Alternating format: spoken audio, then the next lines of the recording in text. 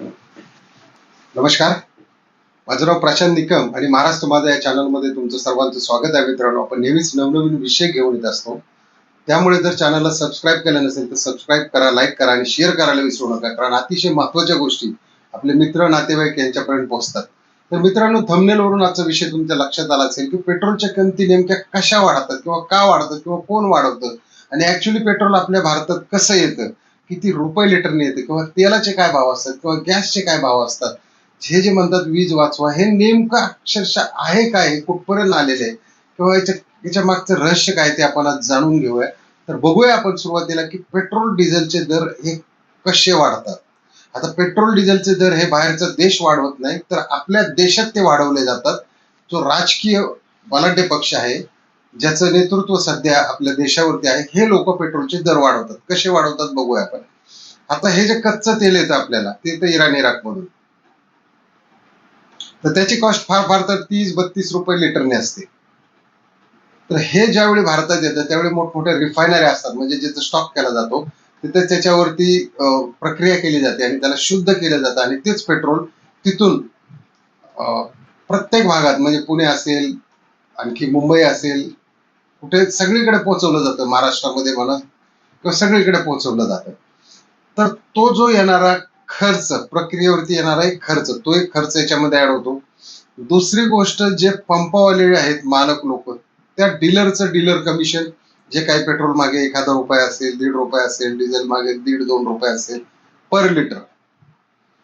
तिसरं म्हणजे जे टँकर वाहतूक करतात त्यांचा खर्च आणि मजूर, म्हणजे जे कामगार आहेत पंपावरती, HPCL असेल, BPCL असेल, IOC असेल, इंडियन ऑइल, या यांचे जे कामगार आहेत, ह्या सगळ्यांचा पगार, हे सगळ्या वाहतुकीचा खर्च हा सगळा एकत्र केला जातो. तर तो फार फार तर किती होतो, एक 50 रुपये, 55 रुपये धरा. आता ह्याच्यावरती काय केलं जातं की 2 टॅक्सेस घेतले जातात. एक घेतला जातो केंद्र सरकारचा. केंद्र सरकारने जर 15-16 रुपये घेतले तर राज्य सरकार काय करतं, त्याच्या डबल डबल टॅक्स लावतं, म्हणजे 32 रुपये टॅक्स लावतं. आता ही कॉस्ट कुठपर्यंत आली, जवळजवळ 100 रुपयाच्या आसपास आली. आता यांनी काय केलंय बघा, 50 रुपये तर टॅक्स लावलाच. आता पाहिजे तर 106 रुपये पेट्रोल करायची काय गरज होती का? काहीही नव्हती, काहीही गरज नव्हती 106 रुपये पेट्रोल करायची.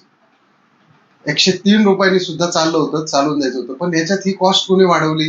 ह्याच्यात जर राज्य सरकारने, म्हणजे आपल्या महाराष्ट्र सरकारने जर 2-3 रुपये जर आणखी कमी घेतले असते तर कुठं फरक पडला असता? काहीही फरक पडला नसता. किंवा केंद्र सरकारने 1.5 रुपये आणि राज्य सरकारने 1.5 रुपये, असे 3 रुपये जर नसते वाढवले तर काय एवढा मोठा देशात फरक पडला असता का त्यांना टॅक्स मध्ये? पण हे सर्वसामान्यांच्या खिशातून पैसे काढायचे आणि अशी वाढते बघा पेट्रोलची आणि डिझेलची किंमत. आता याचे परिणाम काय होतात?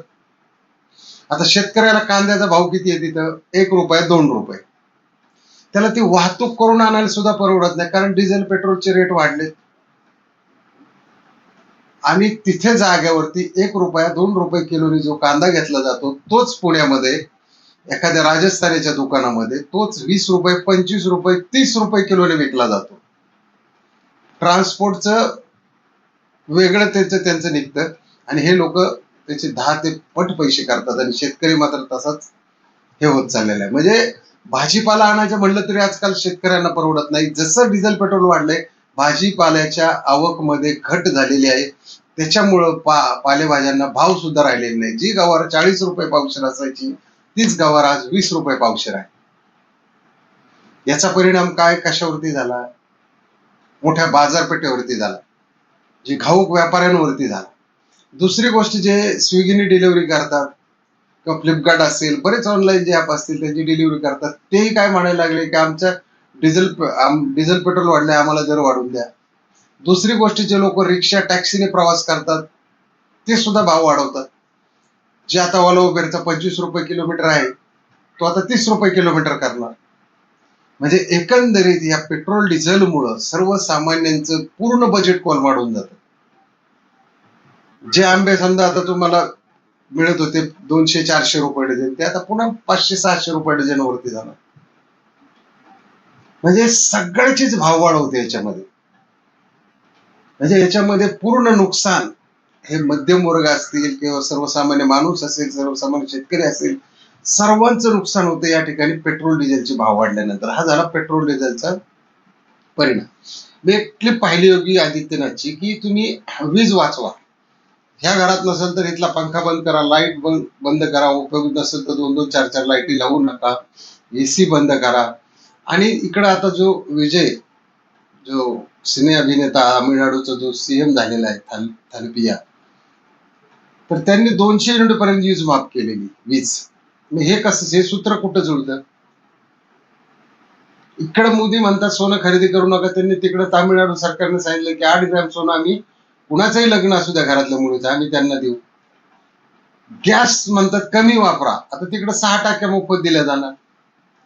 अरे म्हणजे तुम्ही एका ठिकाणी एक जमतंय, मग तुम्हाला बाकीच्या ठिकाणी, आज भारतात सर्वात मोठं राज्य युपी, महाराष्ट्र याच्यामध्ये एवढी लोकसंख्या असताना तुम्हाला जर इथलं काही ताळमेळ करता येत नसेल तर मग याच्यावरती सरकारचं काही तारतम्य नाहीये. त्याच्यामुळं आता आज सुद्धा मी एक न्यूज पाहिली की तेलाचे जे दर आहेत, म्हणजे खाद्यतेलाचे दर, ते सुद्धा वाढत चाललेले आहेत. त्याच्यामध्ये आदरणीय पंतप्रधानांनी काय सुचवलं की तेल कमी वापरा. आता स्लम एरियामध्ये, मी आजचीच बातमी सांगतो, मुंबईला स्लम एरियामध्ये एक न्यूज चॅनल इंटरव्ह्यू घेत होता, तर त्या महिलेने सांगितलं की आम्ही 10 रुपयाचं तेल आणतो रोज आणि भाजी करतो.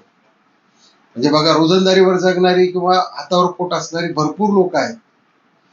आता याच्यात 10 रुपयाच्या ऐवजी काय यांनी 2 रुपयाचे तेल आणायचं का? तो दुकानदार तरी देणार आहे का यांना? तेल वाचवायचं कुठं? आज 70, 80, 90% लोक ही गरीब आहेत. आज 70% लोकांकडे गॅस नाही. तुम्ही सांगता गॅस जपून वापरा, गॅस जपून वापरा. गॅस आहेत कुणाकडं? फक्त सिटी मधल्या लोकांकडे, अर्बन शहरांमध्ये गॅस आहेत. खेडेगावात आता कुठे गॅस राहिले? पंतप्रधान योजनेतून दिलेले गॅस सुद्धा कुठं आता रिफिलिंग होत आहेत? कुठेही काही होत नाही. मग हे वाढवी का चालले? गॅस वाढवला, पेट्रोल वाढवलं, डिझेल वाढवलं, तेल वाढवलं, आणखी काय काय वाढवणार आहे? म्हणजे मित्रांनो बघा, तुम्ही साधी गोष्ट, पेट्रोल डिझेलचा परिणाम हा सर्वसामान्यावरच होतो. त्याच्याच खिशातून पैसे काढले जातात. गॅस जरी वाढला तरी सरकार त्याच्यावर त्याच्या काही सबसिड्या देत नाही, तो सुद्धा त्याचा परिणाम आपल्याच खिशावरही होतो. सरकारी तिजोरीतून काहीही त्यांनी ताण घेत नाहीत. हजारो कोटींचे घोटाळे होतात, आपण पाहतो. 10,000 कोटी, 20,000 कोटींचे घोटाळे होतात, पण सर्वसामान्य जनतेसाठी 5-10,000 कोटी सुद्धा कुणी माफ करायला तयार नाही. वाचवा म्हणून सांगतात. आता वीज वाचवा, तेल वाचवा, गॅस वाचवा. उद्या जर सांगितलं तुम्ही दिवसातून 24 तासातून एकच टाइम खा, तर मग आता आपण का हवा खाऊन जगायचं? अन्नधान्याचे सुद्धा आता रेट वाढणार, ज्वारीचा रेट वाढणार, बाजरीचा वाढणार, गव्हाचा वाढणार. कारण ट्रान्सपोर्ट वाढल्यानंतर ज्या मुंबई मार्केटमध्ये यायला लागतं, पुणे मार्केटमध्ये यायला लागतं, म्हणजे इव्हन 200, 300, 400 किलोमीटरवरून गाड्या महाराष्ट्रातून मोठ्या मार्केटला येत असतात, त्यावेळी त्याचे रेट हे हाय होत जातात. आणि मग सर्वसामान्याला, घाऊक व्यापारी, रिटेलरला देताना, रिटेलर आपल्याला देताना, दुकानातून घेताना आपल्याला मग तिथे मिक्सिंग होते मोठ्या प्रमाणात, रेशनचा गहू मिक्स केला जातो आणि मग कुठेतरी दाबादाबी त्याच रेटमध्ये विकायचंय ना, मग दाबादाबी चालू होते आणि मग मिक्सिंग केलं जातं आणि पर्यायी त्याचा परिणाम हा शेवटी जनतेवरच होतो. त्याच्यामुळे यांनी याच्यावरती मार्ग काढला पाहिजे. मार्ग काढायचं सोडून तुम्ही वापरू नका ही कुठली पद्धत? एकीकडे तुम्ही सांगता जर तुमचं अर्निंग कमी असेल तर अर्निंग वाढवा, पण तुम्ही तुमचं जे लाईफस्टाईल आहे ते मेंटेन करा. आणि एकीकडे आता सरकारची भूमिका काय आहे की तुम्ही सगळं वाचवा. आता माणसाने खायचं तरी काय मित्रांनो? गॅस नाही वापरायचा, तेल नाही वापरायचं. आज एवढी लोक पुणे, मुंबई सारख्या ठिकाणी नोकऱ्या करतात, मोठमोठ्या शहरांमध्ये नोकऱ्या करतात. यांनी वाचवायचं कसं? आणि स्लम एरियातली लोक तर मुळातच 5-10 रुपये, म्हणजे काही काही लोक तर इव्हन चहा करताना रोजची साखर आणि रोजची चहा पत्ती सुट्टी विकत घेऊन चहा करतात. आणि एक छोटस टोन दुधाचं 200 ml चं पॅकेट. आता 200 ml च्या पॅकेटमध्ये यांनी 100 ml चं पॅकेट बनवणार काय? काय वाचवायचं कशा? दुधाचे सुद्धा दर वाढणार. ट्रान्सपोर्ट वाढलं की दुधाचे दर वाढतात. किमान 2 रुपयाने तरी, 3 रुपयाने तरी दूध महागणार. त्याच्यामुळं आता मित्रांनो, हे वाचवायचं नाही वाचवायचं हे सर्वसामान्य जनतेच्या हातात आहे का सरकारच्या हातात आहे का सरकारने काहीतरी पावलं उचलली पाहिजे किंवा सरकारने आपल्या तिजोरीतला थोडा ढिल्ला केला पाहिजे किंवा जिथून कुठले ट्रस्ट असतील किंवा जिथे काही पैसे गोळा होत असतील ते पैसे काढून, काळ्या बाजारातले पैसे काढून हे टॅक्स कमी करावा पेट्रोल डिझेलवरचा. आणि उलट मी तर म्हणतो 100 रुपयाने पेट्रोल करावं सरकारने. राज्य सरकारने याच्यावरचे 4 रुपये कमी करावेत आणि केंद्र सरकारने 2 रुपये तर कमी केले तर 6 रुपये कमी होतील आणि सर्वसामान्यांच्या जनतेला थोडासा दिलासा मिळेल आणि पालेभाज्यांची सुद्धा आवक वाढेल, शेतकऱ्यांना सुद्धा थोडंसं ट्रान्सपोर्टेशन परवडेल. अशा यातून मार्ग काढणं गरजेचं आहे, कारण काहीच्या काही करून काही फायदा होणार नाही मित्रांनो. तर अशी आहे ही डिझेल पेट्रोलच्या मागणीची म्हणजे महाग होण्याची प्रक्रिया आणि त्याचे परिणाम. आजचा व्हिडिओ कसा वाटला नक्की कमेंटमध्ये लिहा. लाईक करा, शेअर करा आणि चॅनलला जर सबस्क्राईब केलं नसेल तर सबस्क्राईब करायला विसरू नका. जय हिंद, जय भारत.